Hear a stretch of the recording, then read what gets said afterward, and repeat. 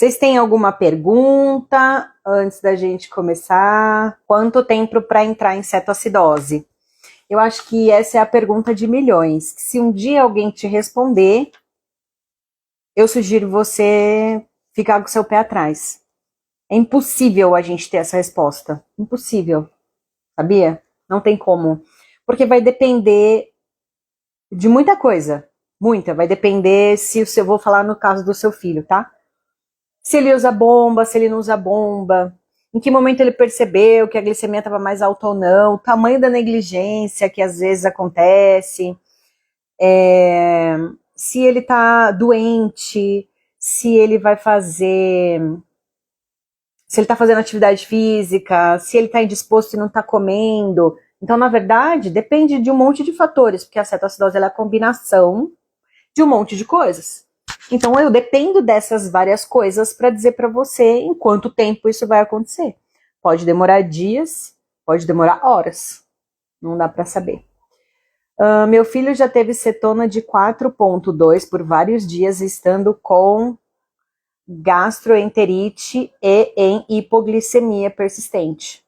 Então, isso eu acredito que não seja uma cetoacidose, né? Ele está em cetose, ele tem os corpos cetônicos sendo liberados porque ele não está comendo, então é normal em jejum a gente aumentar as cetonas. Só que se ele está em hipoglicemia, se ele não tem excesso de glicose, ele não entra em cetoacidose. Cetoacidose, ele não entra. Porque para a gente ter cetoacidose, a gente precisa ter glicemia alta. Então, vamos lá. Vamos começar pelo comecinho, certo? Infelizmente, nós que convivemos com uma pessoa que tem diabetes, ou que temos diabetes, se for o seu caso, a gente tem contato com a cetoacidose da pior forma possível, que é no diagnóstico. E é sempre uma situação de caos, né? No meu caso, a gente não foi para o hospital, mas a grande maioria das pessoas acaba indo para o hospital. Então, a palavra cetoacidose, ela tem um peso muito grande e ela tem uma gravidade muito grande na nossa história, porque ela veio num momento de diagnóstico, onde a gente não sabe nada sobre diabetes, onde a gente não não consegue reconhecer os sintomas, onde a gente não tem a menor ideia do que está acontecendo, a gente não sabe nada. Então a gente ouve essa palavra cetoacidose quando o nosso filho está lá desfalecido, ou em algumas situações entra em coma, desmaiado, ou está lá, sabe, prostrado. Então a cetoacidose, ela vem para a nossa vida nessa situação horrorosa. E aí a gente morre de medo dela. E a gente acha que qualquer coisinha, ou uma glicemia alta, ou sei lá, uma glicemia de 300, uma glicemia de 500, por 3 horas, pode fazer com que o nosso filho precise voltar para o hospital. E não é bem assim que funciona. Porque quando a gente tem a cetoacidose no diagnóstico, nós, ou o nosso filho, ele está sem insulina há um bom tempinho. Então, as coisas acontecem assim muito intensas, né? A cetoacidose do diagnóstico, eu entendo, eu vejo como sendo diferente de uma cetoacidose depois do diagnóstico. Quando você já faz glicemia, quando você já usa insulina, quando você já tem noção dos sintomas de hiper, quando você tem um mínimo de atenção às coisas relacionadas ao diabetes, você já sabe, né? Então, esse é o primeiro ponto. A cetoacidose, no diagnóstico, ela realmente tem um peso, assim, absurdo, que deixa a gente em pânico. Qualquer glicemia mais alta, a gente acha que vai dar cetoacidose. Só que não é bem assim.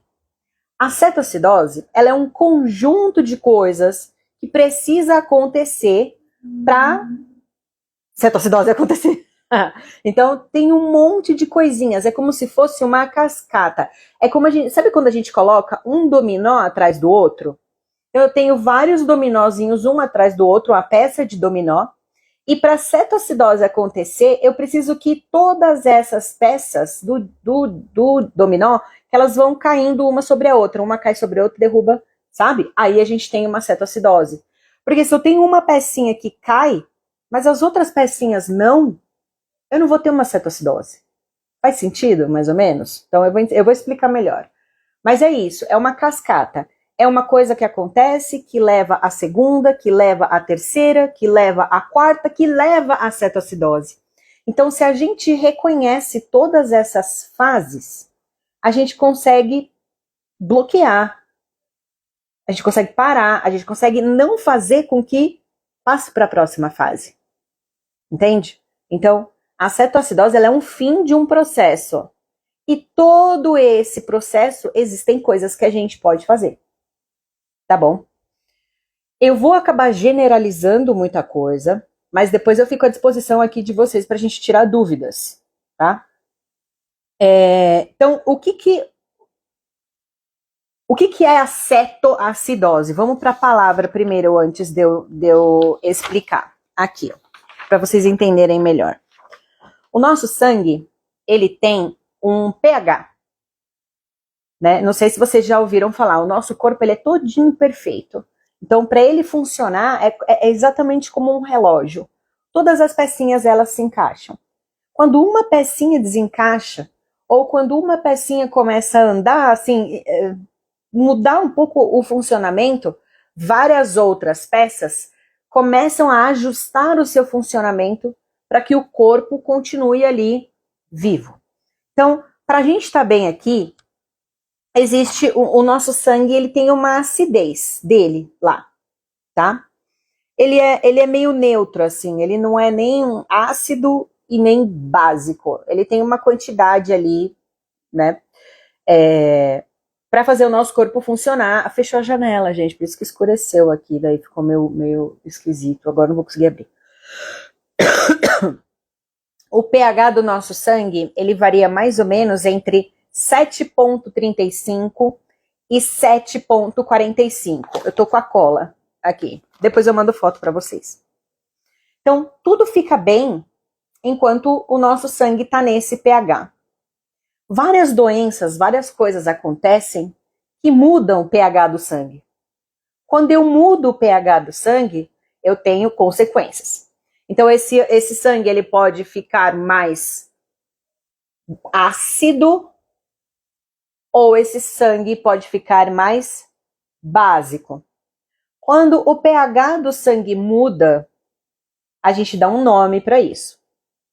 Então, se o sangue ele fica mais ácido, a pessoa está com uma acidose. Acidose. Se o sangue está mais básico, que é o contrário do ácido, mais alcalino, que é o contrário do ácido, que é alcalino, a pessoa tem uma alcalose. E isso gera consequências, tá? Consequências respiratórias, consequências metabólicas, várias consequências. Então, o que acontece na cetoacidose? É uma acidose. O sangue ele fica mais ácido, por um monte de coisas que vocês vão entender. E eu tenho a presença de corpos cetônicos, que é a cetona. Então eu tenho uma ceto, que é a presença de corpos cetônicos, num sangue ácido. Cetoacidose. Essa palavrinha ceto é o que deixa a gente em pânico. Porque a gente ouve ceto e já bloqueia. Porque lembra do diagnóstico. As cetonas, elas são muito boas para o organismo. Graças a Deus, a biologia, o universo, eu não sei no que você acredita. Graças a Deus, nós temos a produção de corpos cetônicos, as cetonas. A cetona, no nosso corpo, ela é um combustível igual a glicose. Não sei se você está no meu grupo, mas eu já falei lá que o nosso corpo, ele é total flex. Ele funciona com dois combustíveis, com glicose e com cetona. Graças a Deus, tá? Então, o que acontece é isso. Quando o pH do sangue muda, tá?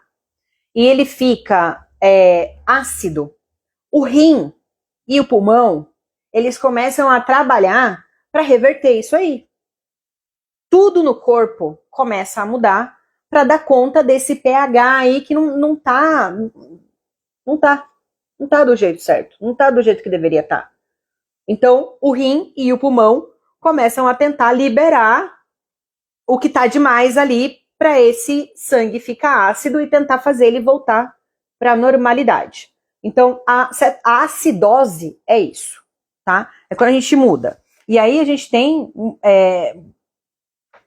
E como é que a gente sabe como que tá o pH? A gente faz aquele exame maldito chamado gasometria arterial. É tirado o sangue da artéria, não da veia. É diferente a quantidade que a gente tem de oxigênio, de gás carbônico, que é o dióxido de carbono, na verdade, de bicarbonato, todos esses componentes aí que fazem parte do equilíbrio do pH. Então, para a gente saber como é que tá, a gente faz esse exame de gasometria para eu saber os gases da artéria. Gás mesmo, para eu saber como é que tá a quantidade de oxigênio nesse sangue, como que tá a quantidade de gás carbônico nesse sangue, porque tudo isso muda a acidez do sangue. Então, por isso que a gente faz a gasometria arterial quando tem um risco de cetoacidose, para saber que ponto que tá. Se tá muito grave, se não tá muito grave, o que tem que fazer, se dá insulina, se não dá insulina, se dá potássio, se não dá potássio, enfim, bicarbonato, um monte de coisa. Mas eu vou saber como é que tá a saturação do oxigênio, se tem muito dióxido de carbono, que é o CO2, como é que tá o bicarbonato de potássio. Então, a gasometria arterial, ela serve para isso, para a gente saber o estado que tá. A gente não precisa fazer gasometria arterial o tempo todo. É um exame dolorido, é um exame chato. Nem toda enfermeira tem a mão boa para pegar essa artéria, porque as artérias, elas são mais profundas no corpo. O que a gente vê aqui, o que a gente tira sangue normalmente, são as veias, elas são mais superficiais. Então, para fazer a gasometria, é um exame que judia muito. Então, não precisa ficar fazendo gasometria toda hora. Por que eu tô falando isso? Porque a gente precisa avaliar que, a partir do momento que a gente sai de casa e vai para um hospital, é um monte de coisa que a gente vai passar que, especialmente uma criança pequena, que será que precisa mesmo? Será que precisa ficar qualquer glicemia alta, eu preciso ficar levando meu filho para o hospital? Será que o hospital que vai receber o meu filho lá pequeno, será que eles sabem o que é uma cetoacidose diabética? Será que eles têm UTI? Quanto tempo será que demora para vir o resultado de uma gasometria? Será que eu vou ficar com essa criança dentro do carro tanto tempo até conseguir fazer um exame que daí chega lá, sabe? Ela tá em risco de cetoacidose, mas ela não está em cetoacidose. A cetoacidose, ela não é assim, ó, pá, deu cetoacidose. Eu preciso ter uma cascata de mudanças bioquímicas no sangue para eu chegar a ter uma cetoacidose. Tá? Então não é uma coisa que acontece assim, uma glicemia alta, cetoacidose. Não, não é assim que funciona. Então vamos lá. Eu sempre falo aqui, não sei se vocês me acompanham o tempo todo, mas a cetoacidose, a primeira coisa, gente, que desencadeia o processo, primeira coisa que desencadeia a cascata, né? Lembra? São várias etapas até eu chegar na cetoacidose. A primeira etapa é a falta de insulina. Ponto final. Não é a presença de cetona, não é. A primeira etapa para eu desenvolver uma cetoacidose é eu não ter insulina. Tá? Então, eu não tenho insulina. Por que eu não tenho insulina? Sei lá, eu não tenho insulina porque a minha cânula da bomba entupiu. Eu não tenho insulina porque eu não aplico. porque eu não quero me aplicar. Eu não tenho, por alguma razão, a quantidade de insulina no meu corpo não é suficiente. Começa por aí. Menos insulina do que o necessário, tá?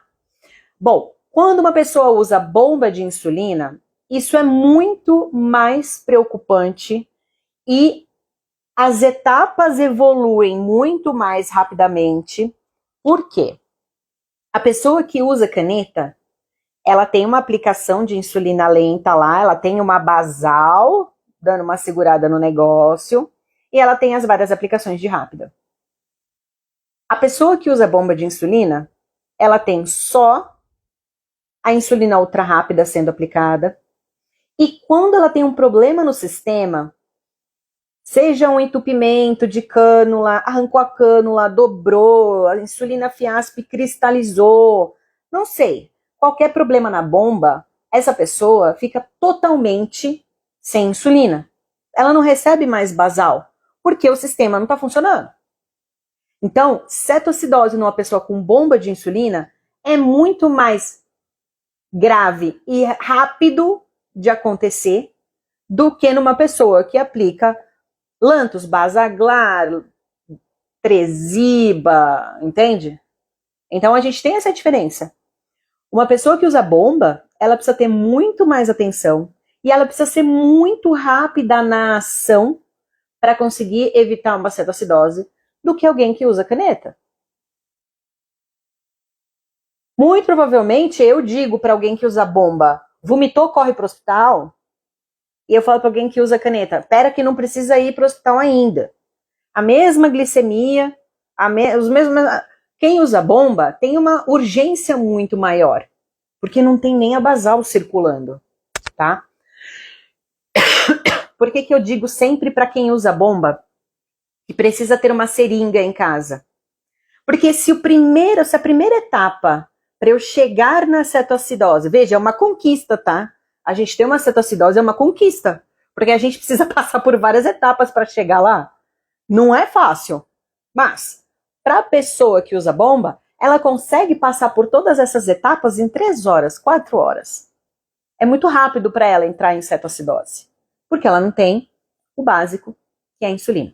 Então, se você usa bomba de insulina, é obrigatório você ter nas suas coisas, na sua mochila, na sua bolsa, no seu carro, na necessaire, em todo lugar, uma seringa. Tá? Obrigatório. Porque a pessoa, quando ela tem qualquer problema na bomba, gente, é assim. Viu uma glicemia de 300, 350. Olha para trás, olha para 3 horas atrás. O que aconteceu 3 horas atrás? Eu comi e esqueci de corrigir. Vai corrigir, vai baixar, beleza.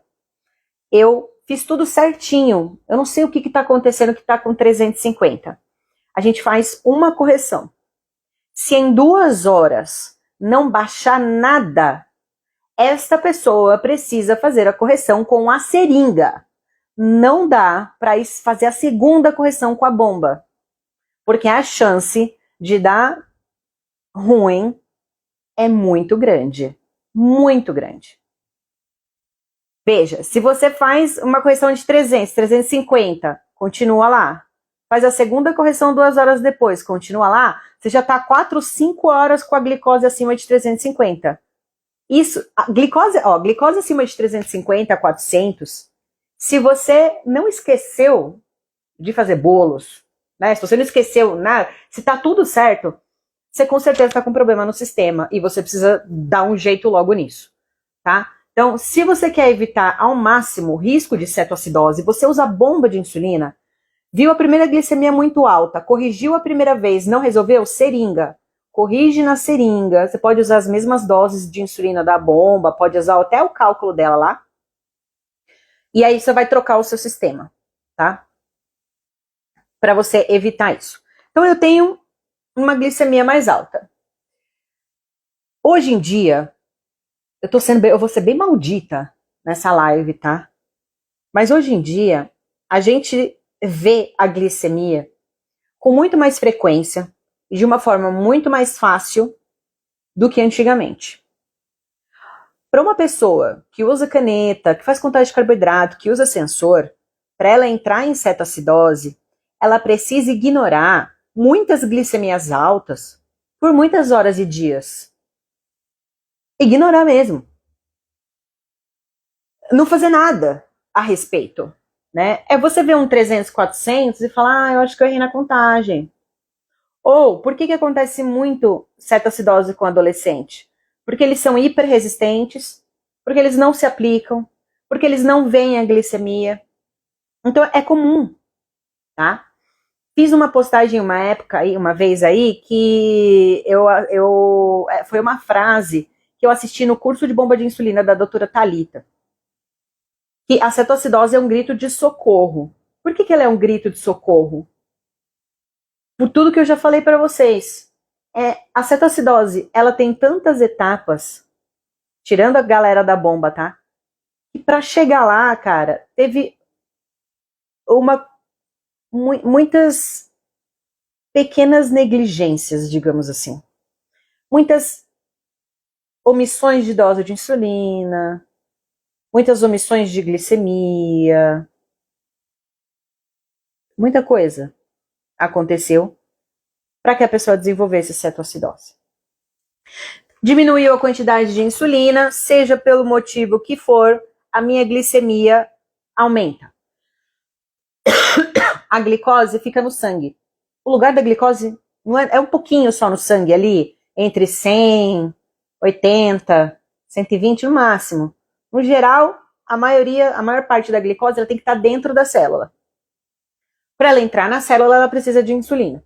Se eu não tenho insulina circulando, não sei porquê, mas eu não tenho. Então lembra, primeiro degrau da cetoacidose é a ausência de insulina. Eu não tenho insulina. Hiperglicemia. Então minha segunda etapa é uma glicose aumentada. Mas não é 180 não, tá, gente? É mais de 200, 250. Então eu não tenho insulina, a minha glicemia aumenta. Quando a minha glicemia aumenta, o meu corpo, ele é tão maravilhoso que ele quer dar um jeito de baixar essa glicemia.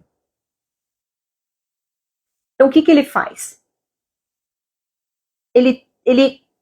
O rim, ele começa a fazer você, a liberar mais água ali, ó. Eliminar glicose pela urina. Você começa a fazer mais xixi. O volume de xixi aumenta, porque é o teu corpo tentando fazer você eliminar aquela glicose que está em excesso na sua corrente sanguínea.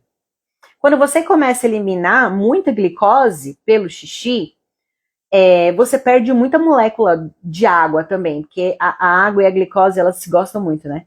Então, quanto mais xixi você faz, mais sede você sente. Então, quando uma pessoa que não está acostumada com glicemias muito altas, começa a ter glicemias muito altas, ela começa a ter mais vontade de fazer xixi e começa a sentir mais sede. Não feliz, né? Não sendo suficiente eliminar a glicose pela urina, o corpo, ele, sei lá, tá tentando eliminar a glicose. Ele vai fazer você vomitar. Então, se a saída pelo xixi desse líquido não é suficiente, ele vai começar a fazer você botar o líquido pela boca. Terceira etapa, vômito. Do mesmo jeito que o rim e o estômago estão desesperadamente tentando fazer sair a glicose em excesso do seu sangue, porque você não tem insulina, lembra disso, você não tem insulina, por isso que você tem cetoacidose. Então, seu rim aumenta a excreção de glicose pela urina, aumenta a urina. Seu estômago faz você vomitar. O seu pulmão, ele também começa a trabalhar. Lembra, o pH do sangue agora, ele talvez esteja um pouco diferente, porque se eu tenho muita glicose no sangue, ela deixa o meu sangue um pouquinho mais ácido. E aí o meu pulmão começa a trabalhar diferente para pôr para fora tudo que ele precisa lá também, porque, gente, o corpo começa a entrar em sofrimento. O corpo todo, então todo esse processo, essa cascata de consequências dessa cetoacidose É o corpo tentando eliminar a glicose por onde ele pode. E aí tem mais um problema. A glicose, dentro da célula, ela vira energia pra gente, né? Pra gente sobreviver. Se a glicose está no sangue e não dentro da célula, o meu corpo entende que eu não tenho muita energia. Olha que problema. Se o meu corpo entende que eu não tenho energia, especialmente o fígado, né? Ele fala, cara, então imagina que sou eu que tenho diabetes, por alguma razão, que a gente vai depois entrar nisso, eu não tô com insulina circulando direito no meu corpo, tem muitas razões aqui. Eu já tô esquisita, já tô fazendo muito xixi, já tô prostrada, enjoada, irritada, com ânsia de vômito. Só que o meu fígado fofo, ele diz, meu Deus, a Nicole, ela não tem glicose dentro da célula. Preciso liberar glicose. Bora, glucagon. Vamos trabalhar. Porque, gente, de novo, eu tô sendo repetitiva para que as coisas fiquem muito óbvias. Glicose no sangue, ela tá no lugar errado, ela tem que estar dentro da célula. Se o meu fígado olha para dentro da célula e vê que não tem energia, ele não olha lá na minha corrente sanguínea e vê, meu Deus, a Nicole tá com 600 de glicose no sangue. Mas não tem nada na célula, ele vai mandar mais. Olha o problema. Eu estou sem insulina, com hiperglicemia, fazendo xixi, quase vomitando, o meu fígado achando que eu estou sem energia e ele manda mais glicose ainda para minha corrente sanguínea. Eu vou morrer, né? Depois que o fígado manda a glicose que eu tenho de reserva para minha corrente sanguínea, ainda a insulina não entrou. Não entrou. O meu corpo, o meu fígado especialmente, ele pensa assim, cara, o que tá acontecendo com essa desgraçada? Eu tô mandando glicose para ela, e a célula dela continua sem glicose. Por quê? Porque não tem insulina.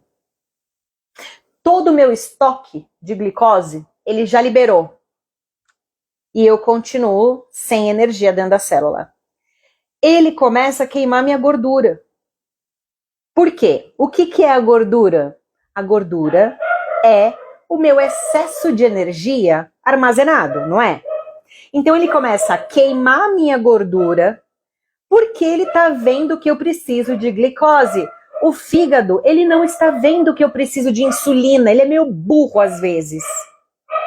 Ele não está vendo que o que falta no meu corpo é insulina. Ele acha que o que falta é glicose. Então ele começa a fazer de tudo para pôr mais glicose em mim. Queimou toda a minha reserva de glicogênio, começa a queimar minha gordura. Só que a gordura, quando ela é queimada para gerar energia para nós, ela deixa um resquício ali que chama corpos cetônicos. Então, toda vez que eu tenho presença de corpos cetônicos, significa que eu estou usando a gordura como combustível para viver, e não a glicose. Isso não é ruim, como eu já falei anteriormente. Isso é ótimo, isso é perfeito.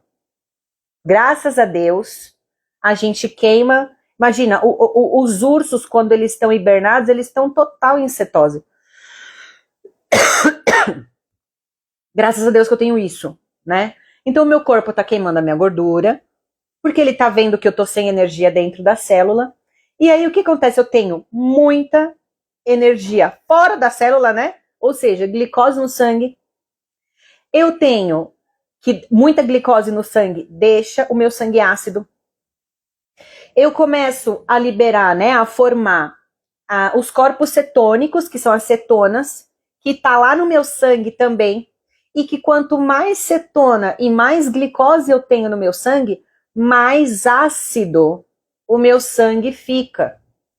Quanto mais ácido o meu sangue fica, mais dá pane no meu sistema. É como se eu tivesse um sistema, um carro que funciona à base de álcool e gasolina, glicose e cetona. E você vai lá e coloca óleo de cozinha.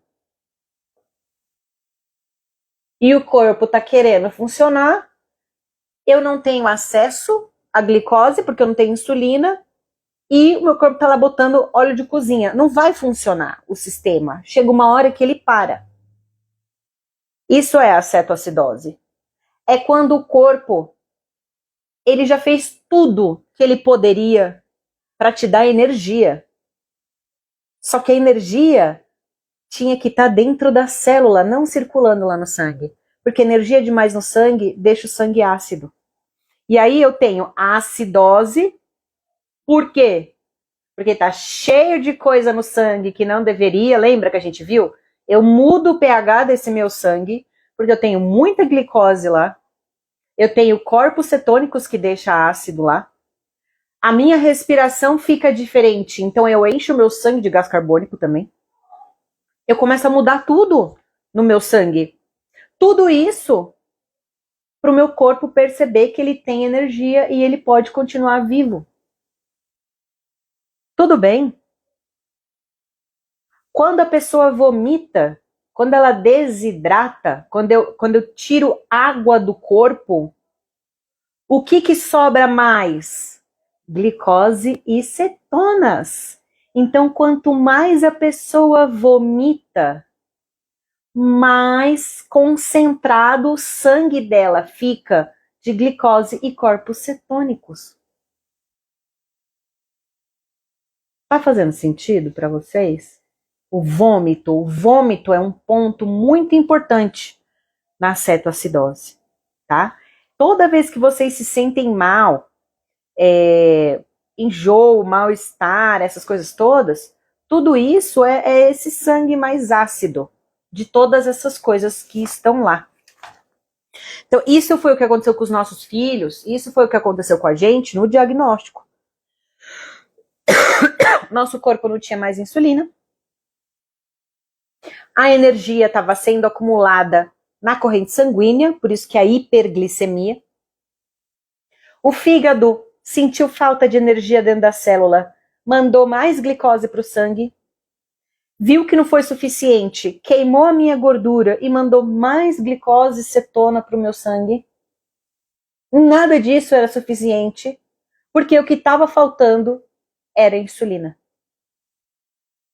E aí chega uma hora que o corpo ele trabalha tanto nesse modo de emergência,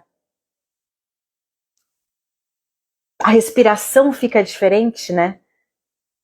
Eu já eliminei todo o líquido que eu tinha, eu tô tentando trocar, ter mais oxigênio, o pulmão ele já não consegue fazer as trocas gasosas todas que ele precisa, aí o corpo ele para de funcionar. Só que, gente, para isso acontecer, você deixou passar muita coisa. Para eu chegar numa cetoacidose, eu tenho várias etapas. A primeira é a ausência de insulina. A segunda é hiperglicemia. Se você é uma pessoa que faz ponta de dedo sempre, né, como deveria, ou acompanha o sensor, que faz suas correções, que faz contagem de carboidrato, para você passar para a terceira etapa, você, entre aspas, tá, negligenciou muita coisa. Tudo bem? Agora, por que um corpo fica sem insulina? Isso é interessante, né? Por exemplo, quando tem uma infecção muito grave, uma doença muito grave, né? É muito comum a gente ter a cetoacidose. Então, vamos lá. Momentos comuns de ter cetoacidose. No diagnóstico, e não é dessa que nós estamos falando aqui. Na adolescência, em doenças e problemas com a bomba. Então, são esses pontos principais que a gente vai falar hoje, tá? Doença. Eu já esqueci. Doença, adolescência e problema com bomba de insulina. Doença, que é, assim, nas crianças é o que mais pega. Então, meu filho ficou doentinho. Ele tá com uma gastroenterite, tá vomitando, tá com diarreia. A glicemia ainda tá boa, glicemia ainda tá boa, né? Não tá tão ruim, tá tendendo mais a hipo. E aí ele não consegue comer. Ele não consegue comer. Ele faz jejum. Gente, o jejum, ele aumenta a cetona. Isso não é ruim, isso é bom, isso é normal, isso é fisiológico. Todo mundo que fica 12 horas em jejum tem um pouquinho mais de corpos cetônicos no sangue, não tem problema nenhum. É normal, graças a Deus. Então, fez um jejum, aí ele não come. Aí ele começa a liberar um pouquinho de corpos cetônicos, porque, né, tá queimando um pouquinho da gordura dele que tá armazenada, tal. A glicemia tá boa. Problema nenhum. Só que aí, essa infecção começa a dar febre, né? E a febre, né, um processo infeccioso, aumenta a glicemia. Aí a mãe, coitada, não recebeu muita orientação do que fazer. Então ela tem uma criança que não consegue comer, jejum aumenta corpos cetônicos. A criança não consegue beber água porque ela vomita, desidratação aumenta a concentração de glicose e corpos cetônicos. Hiperglicemia, que ela tem medo de corrigir porque a criança não está comendo. Aí nós temos um combo. Complicado. Bom, quando que eu preciso procurar o hospital? Olha, gente, sinceramente, eu já cansei de falar isso pra vocês, né? Eu fujo de hospital o máximo que eu puder. Eu não gosto de hospital. Eu tenho, acho que a gente consegue resolver em casa. A gente precisa dar um jeito desta criança receber glicose. Por quê? Comer. Lembra que eu falei que o jejum aumenta corpos cetônicos e cetose? Carboidrato quebra isso. Só que o carboidrato ele só quebra o processo de cetose se eu tiver insulina. É um problema de matemática, é como se fosse sudoku que a gente está fazendo aqui, tá? Então, se o teu filho ele tá vomitando, a gente pode tentar deixar o açúcar na boca para a mucosa fazer absorção, igual a correção de hipoglicemia, e aplicar a insulina. Essa é a parte mais importante.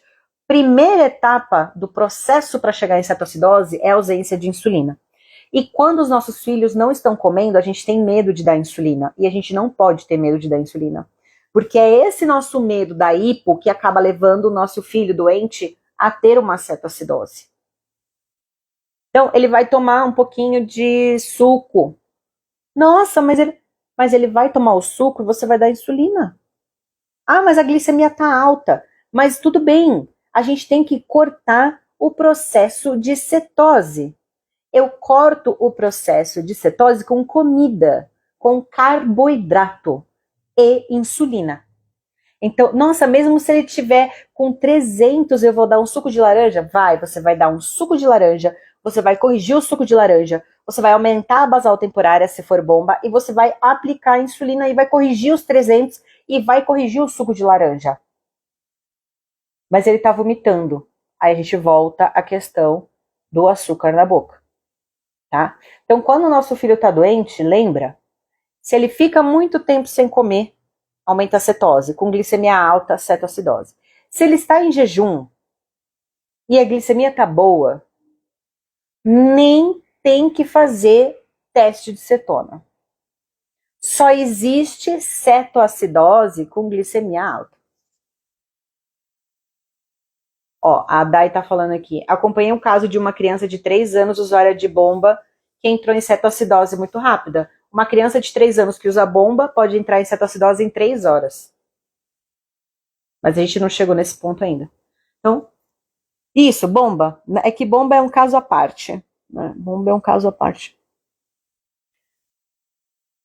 Esse é o problema. E eu lembro que eu conversei justamente com a Dai num outro caso que ela me trouxe. A gente fica com medo das coisas. Medo de insulina, e não pode ter medo de insulina nessas horas. Então lembra, as duas primeiras etapas da cetoacidose é a ausência de insulina e aumento de glicose. E a gente tem como agir.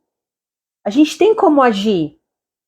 Então, só vai ter cetoacidose se eu ignorar a ausência de insulina, ignorar a hiperglicemia. Se eu sempre focar nesse ponto, não vai ter cetoacidose. Meu filho está doente. Vamos garantir a hidratação, garantir a insulina e garantir carboidrato, seja ele da forma que for. Se você está com seu filho doente, ele está com diarreia, ele está vomitando e não para nada no estômago dele, você precisa levar ele para um pronto atendimento para que ele não desidrate. Aí lá no sorinho vai ter a glicose e você vai fazer as correções com insulina para ele, tá? Porque se não tá parando pela boca, gente, o líquido, de jeito nenhum, aí eu preciso ir para o hospital, porque ele precisa receber esse líquido. Desidratação acelera o processo de cetoacidose. Primeira etapa, ó. Insulina, ausência de insulina. Segunda, hiperglicemia. A terceira, desidratação. Essas três, a gente normalmente consegue resolver em casa. Tá? Segundo momento onde a gente tem muita cetoacidose, adolescentes. No adolescente, o corpo dele está mais resistente à insulina por questões hormonais, que nós já cansamos de falar aqui. Então, a ausência de insulina no adolescente, ela é mais preocupante por causa dessa resistência que ele tem. Então, pode ser que uma criança de 8 anos, é difícil fazer essa comparação, uma criança de 8 anos sem insulina e uma criança de 16, ou adolescente de 16, 13 a 16 sem insulina, o adolescente provavelmente vai entrar em cetoacidose mais rápido do que a criança. Porque o corpo do adolescente é muito mais resistente. E ele vai ter hiperglicemia com muito mais facilidade do que essa criança. Tá? Então, não é pra gente pensar em quanto tempo meu filho pode ter uma cetoacidose. Não, gente, vocês estão pensando errado. Eu vejo uma hiperglicemia, eu tenho que resolver. Eu não posso ficar perdendo meu tempo pensando quantas horas o meu filho pode ficar sem insulina para saber quando que ele vai ter uma cetoacidose. Tá errado esse pensamento. Meu filho tá em hiper, insulina, ponto final, tá? Deixa eu ler a mensagem aqui.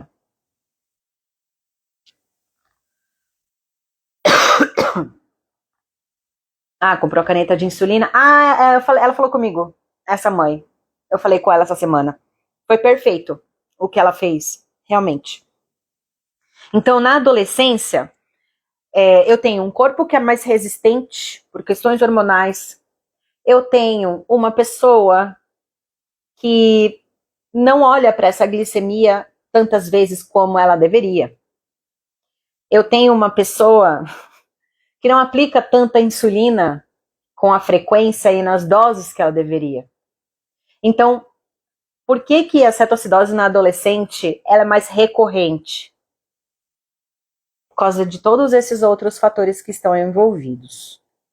O comportamental e o biológico no sentido deles já serem mais resistentes à insulina. Eles já precisam de muito mais insulina. Então, um adolescente que usa bomba de insulina e essa bomba dá problema, ele entra em cetoacidose muito rápido também, tá? Então foi adolescência, a criança doente, bomba de insulina. Bomba de insulina, falei no começo e vou repetir. A pessoa que usa bomba de insulina, ela não tem uma insulina rápida ali, dando a base, né, dando uma segurada na onda. Quando eu tenho um problema na bomba de insulina, é a ausência total e absoluta de insulina. E isso é a coisa mais preocupante numa pessoa com diabetes tipo 1. É a ausência total de insulina. Isso leva a cetoacidose em poucas horas. Realmente. E se essa pessoa desidrata, vomita, pronto, gente. É o combo. É o combo. Então, normalmente o vômito é um sinal para mim de que as coisas estão piores do que eu gostaria que elas estivessem. Então, um vômito para mim, um vômito, eu ainda não mando para o hospital. No segundo vômito, hospital. Tá? Então, olha só. Primeira etapa da cetoacidose, repetindo mais uma vez, ausência de insulina, que eu resolvo com insulina. Hiperglicemia, eu resolvo com insulina. Aumento de cetonas, eu resolvo com comendo carboidrato, aplicando insulina, não fazendo jejum, não fazendo atividade física. Por que é que eu não posso fazer atividade física com a glicose em 250? Porque o seu fígado vai achar que você está sem energia, vai mandar mais glicose, vai aumentar ainda mais. Você está queimando energia, sem energia para queimar. Seu corpo vai começar a queimar gordura, vai aumentar as suas cetonas, e aí começa tudo de novo.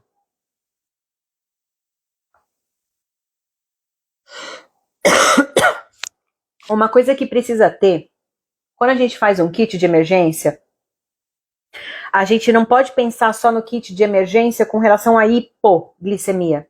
A gente tem que pensar no kit de emergência com relação à hiperglicemia. Eu tenho que ter no meu kit de emergência contra a cetoacidose. O que eu tenho que ter ali? Seringa, aquele pozinho de reidratação, reidrate, qualquer coisa de reidratar, você tem que ter. E você precisa ter uma medicação que corta vômito. Não pode vomitar. Eu gosto do Vonal Flash. Sublingual. Que você não precisa nem de água para beber. Porque, em teoria, se a pessoa tá bebendo, se a pessoa tá vomitando, ela não vai conseguir beber água, né? Então, veja bem. 2, 3 glicemias acima de 300. Já aumentou xixi, já aumentou a sede. A pessoa tá enjoada. Vonal. Vonal. Não é para vomitar. Não é para vomitar por quê? Porque eu preciso conseguir hidratar esta pessoa pela boca, lembra? Eu não quero ir pro hospital. Então, eu preciso hidratar essa pessoa pela boca. Pode usar aqueles sais, pode usar Gatorade. Se tiver glicose, melhor. Eu sei que é assim, parece um absurdo o que eu tô falando, né? Só que, gente, carboidrato corta cetoacidose, mas eu preciso cetonas, desculpa, mas com insulina, tá? Então é isso. Vou tomar o Vonal, vou garantir a minha hidratação, vou garantir glicose e vou garantir muita insulina. Muita insulina. Muita, não é pouca, tá? É muita. Quanto mais tempo em glicemia alta, mais insulina eu preciso. Uma correção não vai resolver.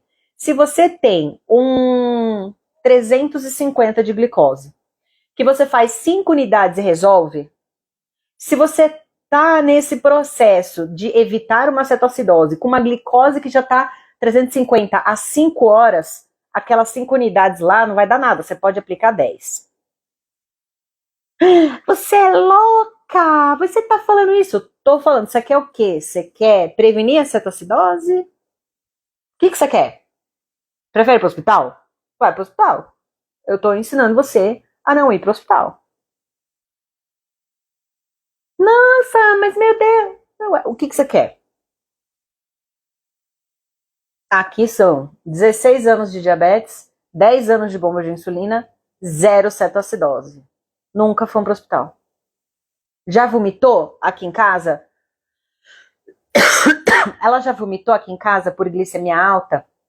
Por problema na cânula? Já, várias vezes. E eu fiz isso que eu tô falando para vocês. Vonal, água, glicose e insulina. É isso que vai tirar a pessoa da cetoacidose. Tá?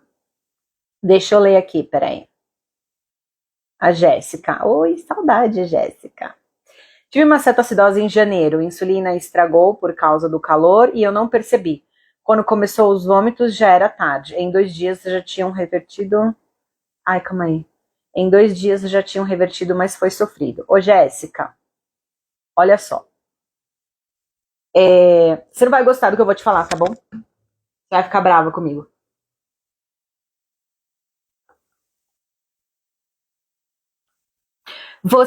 Sua insulina estragou. Eu não sei qual foi, se foi a rápida ou se foi a lenta. Quando a insulina estraga, você usa bomba? Agora eu não sei mais. Eu lembro que a gente instalou a bomba, né? Mas eu não sei se você usa bomba. Se você usa bomba, da manhã para tarde você já entra em cetoacidose, né? Só que, poxa, Jéssica, da manhã para tarde são quantas horas? 4, 5 horas? Você não fez 2 pontas de dedo? 3?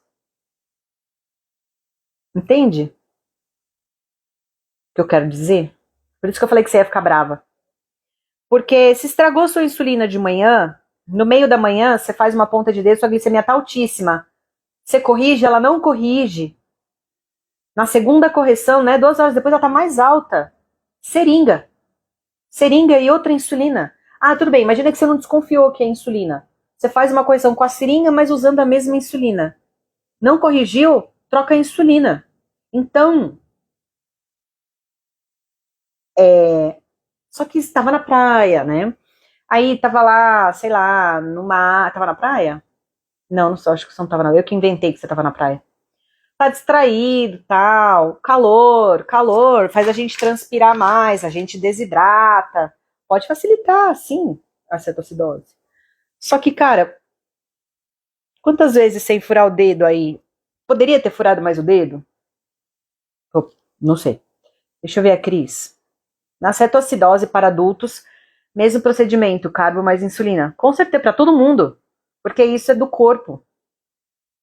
Só que é muita insulina, gente, não é pouca, tá? E eu, quando eu tô tratando, né? Porque, gente, final de semana sempre tem alguém que me chama pra nessas condições. Eu prefiro seringa mil vezes. Mil vezes seringa. É que aqui no Brasil não tem isso, tá? Mas lá fora existe correção para cetona. Você faz o teste de cetona no dedo e tem uma conta de correção para cetona. Insulina para cetona. Existe isso lá fora. Aqui não tem. Aqui, a pessoa, ela compra esse aparelho, ela ganha esse aparelho, ela compra essas tiras que são absurdamente caras, ela fica fazendo teste de cetona e ela não faz a menor ideia do que fazer com aquele valor. Não faz a menor ideia. Esse é outro ponto que eu queria trazer. Para que vocês têm fita de cetona se vocês não sabem o que fazer? E olha que tem bula. E ninguém lê.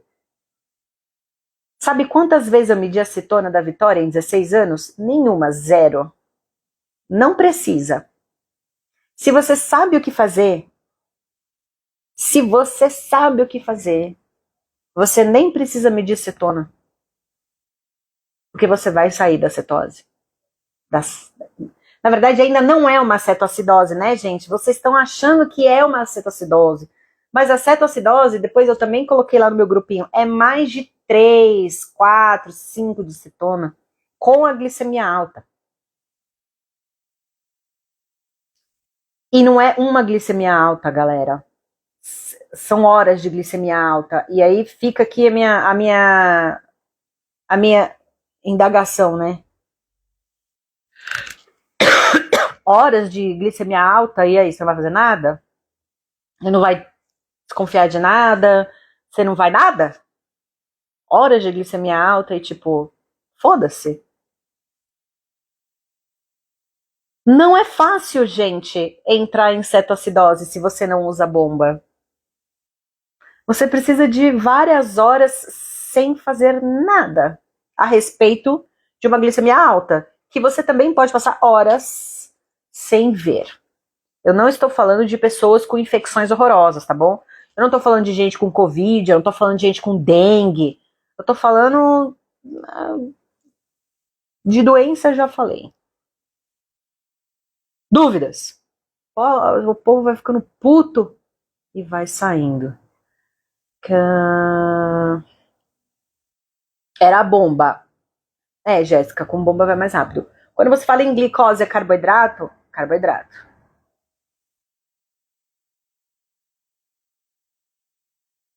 Olha que legal.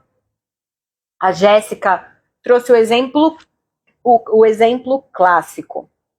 Muitas vezes demora para cair a nossa ficha de que pode ser um problema mais sério do que a gente imagina. Então, olha lá, as glicemias dela estavam dando altas. Mandava insulina para corrigir e nada. Mandava insulina para corrigir e nada. Mandava insulina para corrigir. Gente, na segunda vez que você corrige, porque a primeira, né? Corrige uma vez pela bomba e vê, ok. Corrigiu a segunda vez e nada. Daí para frente, quando eu falo que é negligência, é nesse sentido. Segunda correção, nada mudou. A gente tem que fazer alguma coisa, a gente tem que mudar tudo. Porque se a gente não mudar tudo, a consequência é a cetoacidose. A consequência é a cetoacidose, né? Então, quando eu falo que existe a oportunidade da gente interromper o processo da cetoacidose lá embaixo, na etapa 1, é isso, etapa 1 da cetoacidose, ausência de insulina. A gente consegue reverter a etapa 1, cara. A gente consegue. A gente consegue. Muda o local de aplicação, muda a agulha, muda a caneta, muda a seringa, muda a insulina. Em 4 horas, a gente consegue fazer tudo isso. Ah, mas eu não tenho outra insulina. Ah, mas eu não sei o quê. Ah, sempre vai ter a desculpa. O que você prefere, uma cetoacidose? Aí é uma escolha sua, tá? Eu não tenho como comprar insulina. Eu não tenho nada. Eu não tenho nada, não tenho nada. Na minha segunda correção deu errado, vai na UPA tomar um soro, pelo menos, fazer uma hidratação, ver se você consegue uma injeçãozinha de regular lá com eles. A cetoacidose. Quando a gente. Eu vou tirar a doença, tá? Porque ninguém é obrigado a saber, assim, muito sobre isso. Quer dizer, eu acho que é, né? Mas enfim. Tirando questões de doença nas crianças. Porque as mães ficam nervosas. Eu vou dar um desconto. O resto, gente, cetoacidose é falha na ação. A gente comeu bola. A gente comeu bola. Ruim, né? A Jéssica. Pior que foi burrice minha mesmo. Porque eu nunca tinha tido problema com a insulina na bomba. Não é burrice. Não gosto de chamar de burrice, né? Por isso que eu falo que às vezes demora para cair a nossa ficha. Mas eu tenho certeza, Jéssica, que desse mal você não morre mais. Eu tenho certeza que você aprendeu a lição. Que da próxima vez que você fizer, quando você for fazer, fez uma correção, não mudou nada, fez a segunda, não mudou nada, eu tenho certeza absoluta que você vai trocar tudo. Isso, eu lembro de ter falado isso para você na instalação da bomba, porque isso é um discurso meu, assim, incansável. Segunda correção não funcionou, troca tudo. Troca tudo. Vocês vão ver, mas troca tudo. Na iminência, gente, no risco de uma cetoacidose, você não pode ficar pensando em dinheiro. Você não pode ficar pensando em cânula que você vai perder. Você não pode ficar pensando nessas coisas. Porque daí você está escolhendo a cetoacidose. Entende? Fim de semana é sempre bem agitado. Essa parte que eu queria que chegasse. Qual? Não sei. Bom, ela vai me perguntar, por que você está medindo cetonas? Por que você está medindo cetonas? Vocês não sabem nem o que fazer com isso? Não sabe nem o que fazer com isso. Eu recebo mensagem domingo, 6 horas da manhã. Ai, a glicemia do meu filho tá 80. A cetona dele tá 0,5. O que eu faço? Nada, vai dormir, velho. Nada. Não tá acontecendo nada. Então tá medindo cetona pra quê? Jogando dinheiro fora? Eu falei pra Daiane. Tá fazendo cetona pra quê? Eu tô fazendo jejum. E eu tô fazendo dieta cetogênica. Eu, Nicole. E eu tô fazendo a minha cetona. Porque a minha cetona diz pra mim se a minha dieta e o meu jejum estão me levando para onde eu quero. Vitória viu e disse, posso fazer a minha? Eu falei, não. Não é para fazer. Não tem para que fazer. Se você não sabe o que fazer com esse valor. Não tem para quê, gente, é desnecessário. Aprendemos que as cetonas altas já é cetoacidose. Não, gente. Cetona alta é cetose. Cetoacidose é cetona alta com glicose alta e ausência de insulina. Cetoacidose é ausência de insulina, glicose alta e cetonas altas, não presentes. Também tem essa diferença. Como saber se é basal ou regular que parou? A rápida, né? Difícil. Normalmente, quando a basal tá com problema e você aplica rápida, ela cai, a glicemia baixa um pouquinho. E aí depois, quando passa o efeito da rápida, a glicose sobe. Sinal que tá faltando basal. Se você aplica com a rápida, ela tá alta, se aplica rápida e ela não baixa, aplica rápida e ela não baixa, provavelmente é a rápida. Provavelmente é a rápida, tá? Quando você diz o segundo plano é aplicar com caneta. Muita gente entra em cetoacidose aplicando com caneta. Para mim, o plano B é seringa. Seringa. Outra coisa que eu ia falar para vocês. Fora do Brasil, existe a orientação de fazer aplicação de insulina no músculo para sair mais rápido desse estado hiperglicêmico que pode levar à cetoacidose. Sua caneta está funcionando?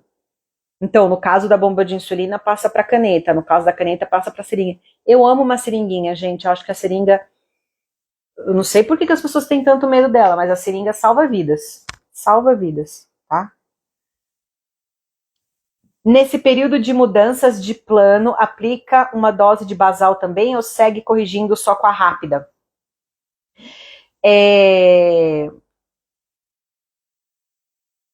Rápida. Se você usa caneta, pode continuar só com a rápida, pode fazer correção a cada 2 horas. Corrige. Porque se você tá se a gente tá nessa corrida contra uma cetoacidose, você tá fazendo muita ponta de dedo, então você não vai ter hipoglicemia. Você pode ir 2 horas, corrige, 2 horas, corrige, 2 horas, corrige, aumenta a dose, tá? Quando a pessoa tá assim, na bomba de insulina, depois que ela troca tudo, ela fica corrigindo com a seringa. Tô falando da minha orientação, tá? Trocou tudo, basal temporária de 250% por 2 horas. Eu aumento muito a quantidade de insulina. Muito mesmo. De verdade. Porque a pessoa ela fica super resistente quando ela tem ausência de insulina e muitas horas em hiperglicemia. Nunca é uma correção só que vai fazer ela voltar ao normal. São várias correções. Então, na bomba de insulina, eu faço sim basal temporário e aumento super. Eu quero 2, 3 vezes mais insulina no corpo da pessoa. Na basal não adianta, porque a caneta de basal é 24 horas de duração. Puta, aí a gente vai gerar um outro problema lá para outro dia. Então eu não mexo na basal, é rápida, aplicação de rápida até não acabar mais. Vai ficar salva. Gente, a Juliana deu um depoimento lindo. Para medir tem que saber os níveis. Exatamente. Você só vai medir cetona, gente, se você souber avaliar o que está ali. Você vai olhar um 0,5 e você tem que entender aquilo que está ali. Então, por exemplo, às vezes tem uma pessoinha que me manda a cetona. A cetona do meu filho tá assim. Eu falo, tá, e daí? E a glicemia dele? Cadê a glicemia? Ué, por quê? Eu falei, porque um valor de cetona sem um valor de glicose é o quê? É nada. É nada. Tá bom, tem cetona, e daí? Tá muito tempo sem comer? Fez atividade física em jejum? Todo mundo, a pessoa que não tem diabetes, que treina de manhã em jejum, tem cetose. Cetona não. Né? Tem cetona circulando na corrente sanguínea. Aí ela vai medir, vai dar um cetona. É normal. Normal. Normal. Todo mundo que treina em jejum tem aumento de cetona. E é isso. E se não tem uma glicemia junto, gastou dinheiro, gastou tira, tá jogando coisa fora. Então, mais cetonas altas, glicoses altas, insulina o quê? Cetoacidose é um combo. Cetoacidose, eu preciso ter ausência de insulina, primeira etapa. Ausência de insulina, hiperglicemia, desidratação, presença de cetona. Se eu só tenho cetonas, eu não tenho cetoacidose. Só tem cetona. Cadê a hiperglicemia? Cadê a ausência de insulina?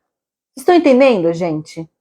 Que vocês têm medo de cetona e não tinha que ter medo de cetona. Cetona é fisiológico, cetona faz parte do corpo. Quem faz jejum aumenta a cetona. Quem faz low carb aumenta a cetona. Quem faz cetogênica aumenta a cetona. Quem treina em jejum aumenta a cetona. Graças a Deus existe cetona no corpo. Nós sobrevivemos à pré-história graças às cetonas. As pessoas que comem só bicho no Alasca lá, que só tem gelo e só come peixe. Isso é uma dieta cetogênica e eles sobrevivem graças às cetonas. Cetona é divina. O problema não é a cetona. O problema é a ausência de insulina com hiperglicemia. Meu Deus!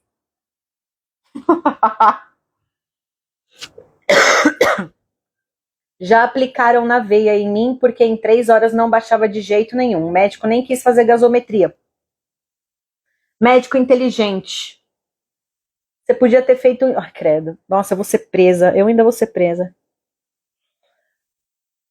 Faz insulina intramuscular, aqui onde toma vacina. Sabe? Aplica insulina no músculo. E fica fazendo ponta de dedo. Ah, você é louca. Sou. Mas aqui ninguém mais vai ter cetoacidose. Deu para entender? Meu Deus, nossa senhora. Tem alguém querendo entrar na live comigo aqui?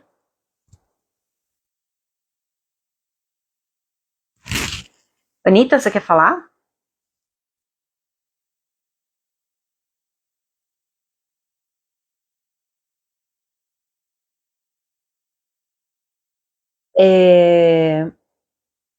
Enfim. E aí, por que é que quando a gente tem cetoacidose é UTI? Porque é o único jeito de você repor todas as coisas que estão bagunçadas aí dentro de você. Olha lá, seringa é vida. Gente, seringa é vida total. Seringa vai tirar você de todos os perrengues que você tiver aqui. Vamos resumir? Vamos resumir. O que aumenta a cetona? Jejum, atividade física em jejum, queima de gordura, tudo isso, né, aumenta a cetona. Para eu ter uma cetoacidose, eu preciso ter, além das cetonas aumentadas, ausência de insulina e hiperglicemia persistente, tá? Uma hiperglicemia não vai levar você à cetoacidose. Glau pergunta: será normal a Fiasp demorar até 3 horas para fazer efeito? Tive hipo por correção errada após 3 horas e fez efeito após umas 4 horas. Que estranho.